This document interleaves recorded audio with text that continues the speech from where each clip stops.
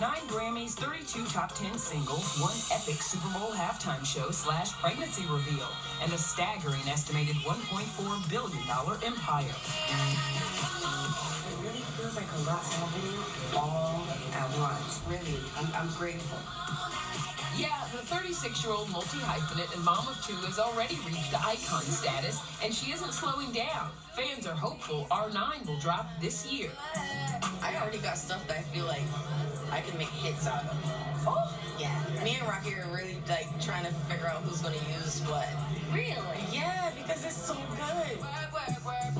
From her estimated $2.8 billion makeup line to her lingerie brand and just launched Fenty hair, her empire is setting a new standard for inclusivity. Everyone was included, all hair types. There's not a race to hair. Hair is different for everyone. How much are you involved with the process and the designing elements of things? Oh my God, I'm still involved. I want a break. One of Riri's other big passions? Giving back. From the time I was a kid, and you would see those little commercials on TV with the kids, and if you donate 10 cents, I would save up. Those are traits that have come down from my grandparents, Clara and Lionel, who the Clara and Lionel Foundation is named after. Her lavish diamond balls have raised over $15 million to support her foundation, which invests in climate justice initiatives in the U.S. and in her native Caribbean. If your grandmother was looking down, what would she say to you? She is definitely here in spirit. And she always brings the star power. A-list guests have included Kim Kardashian, Donald Glover, Cardi B, Beyonce and Jay-Z, and Brad Pitt. Brad Pitt, he loves charity. And when I reached out to him, he was more than happy to do it. So it's just a matter of giving back. But before becoming the hometown hero, Rihanna was just an island girl. I was brought up with very strict characteristics. My mom raised me to be a very independent woman. Half the time I was at home on my own, my 2 younger brothers, so I had to raise them basically. Yeah, because my mom was a single parent, and in Barbados that's just part of the culture. The oldest one takes care of the rest. And I became very independent that way. So it helps me a lot in this industry. An industry that she grew up in after signing her first record deal with Def Jam at 16 years old. She auditioned for Jay-Z, singing several songs, including this original, which later became her first hit.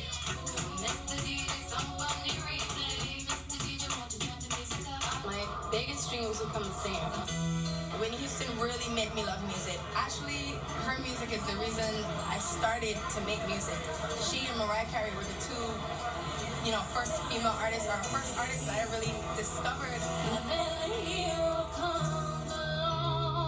But Riri's #1 inspiration? Her mom, an accountant who raised 3 kids in this bungalow after divorcing their father, who battled addiction. I was so angry at him. He taught me everything. And as awful as he was to my mom, at times, it didn't compare to how great he was as a father. And I had to come to terms with that. And I was able to close that gap with him. What is your secret to being a strong woman? My mom, she always tells me not to lower my standards. She's a businesswoman as well, and we have that mutual respect for each other's careers. I congratulate her and her awards, and she does the same with me and mine. I applaud and admire you. You've gone to another level. You just gotta take it and be you, remain yourself. Having good people around me helps me to stay grounded. The ride, which included 8 full-length studio albums in just over a decade, was just beginning. Next up, Rihanna's first #1 song. SOS, the lead single off her second album, was originally intended for label mate Christina Milian, but she passed. Another Def Jam partner had a hand in her next hit. You're working with Neo. She actually wrote his second single. The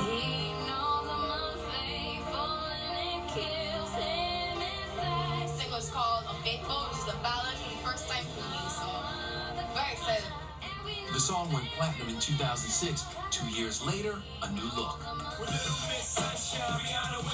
The night before the cover shoot for her third album, Rihanna chopped off all her hair and introduced the world to Good Girl Gone Bad. She debuted the edgy bob in the music video for Umbrella with boss man Jay-Z. The hit became one of the most played songs of the decade, topping the charts in 17 countries. The cherry on top, Riri's first Grammy. E.T. was with her backstage after the win. Everybody's excited. The Prime Minister just called. And with the release of Rated R in 2009, Rihanna revealed her new persona, fearless, raw, rock star. I told you, baby.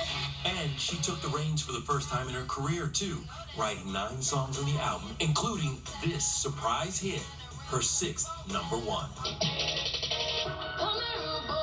I can't believe Rude Boy of all songs was the biggest song on this album, and that's the one that I really wrote most on. Yeah, everybody wanted a piece of this pop princess. Kanye West, Eminem, Britney Spears, Calvin Harris, Paul McCartney, and Drake. They collabed on 4 hits as romance rumors swirl. Everybody is talking about the single with Drake and how hot the video is. Drake and I are friends, and we've been friends for a while, so it was really exciting to work together. Her career tally of #1 songs, 14. Only Mariah Carey and the Beatles have more.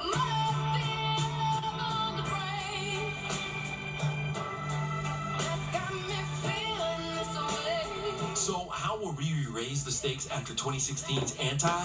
The album she calls the most brilliant and cohesive of her career. Maybe a lullaby. Oh my goodness, not a lullaby. My fans would kill me. They waited this long for a lullaby. Before the new album, a striking red Rihanna staged the ultimate comeback, her first live performance in 5 years, 60 feet in the air. And apparently she's scared of heights. She got it together for this. She said she was actually more comfortable all the way with the top. She loved it at the top. Over 120 million people tuned into Rihanna's Super Bowl 57 performance, which at the time made it the most watched halftime show in history. Can't believe I even said yes. The Super Bowl is one of the biggest stages in the world. Yeah. It's an entertainer's dream to be on a stage like that, but it's nerve-wracking. You want to get it right. You know everybody's watching, and they're rooting for you. Yeah.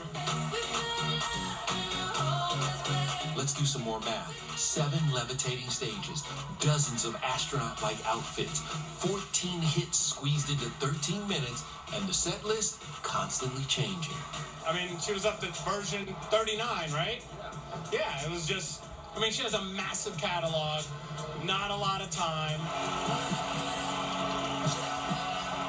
She just kind of breaks all the rules. So it's like every time I work with her, it's like you don't know what to expect, which is so fun and so exciting. She also did this alone. I think it was just her wanting to make the statement that she could carry this thing. Alone? Not quite. Rihanna revealed her special guest, baby #2, just 7 seconds into her set as A$AP Rocky cheered her on from the sidelines. And check this out, E.T. had eyes on Riri and her bump backstage before she hit the field. Keeping everything quiet, not easy. I mean, we had to rehearse way out in the sticks in L.A. and Santa Clarita. Being a new mom, nothing would have gotten me out the house if it wasn't a challenge like that. Now or never. Really? Yeah, for sure. And when Rihanna had Ryan Rose, she and A$AP officially became a party of 4. I thought I was a girl mom. I'm a boy mom. I love this. I love it. Rihanna the mom, how her boys are just like her. Oh my gosh. Plus, Rihanna on the big screen. Yep, that's clear. E.T.'s time on set. That's the take we used in the movie. Plus her unforgettable late-night appearance, getting Seth Meyers the drunkest he's ever been.